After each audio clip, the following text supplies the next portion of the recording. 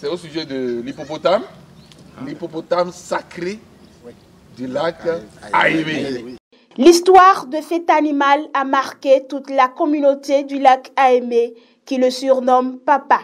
Dans la nuit du 4 septembre 2019, il est retrouvé mort dans le village de Kotovi, commune d'Alada.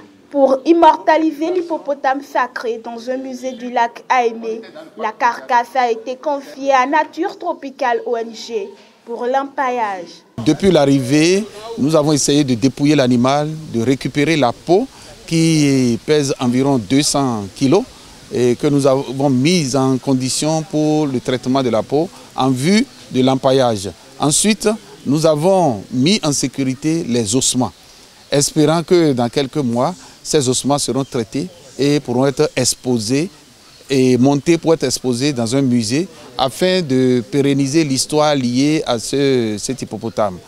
Bonjour. Ce mardi 17 septembre 2019, une délégation de la commune de Bopa était en visite sur le site annexe de Nature Tropicale ONG à Khozi. Autorités communales, élus locaux, sages et membres de l'association de développement de Bopa sont venus s'enquérir de l'évolution du processus devant conduire à immortaliser ce seul spécimen rescapé du lac Aémé. La tête de bœuf qui a été plongée dans le lac Aémé, qui a été enterrée dans le lac Aémé, a eu l'oreille gauche cisaillée.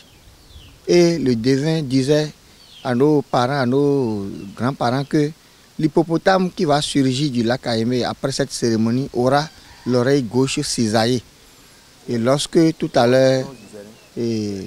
Josia a tenté de nous montrer les deux oreilles, on a constaté effectivement que l'oreille gauche est cisaillée.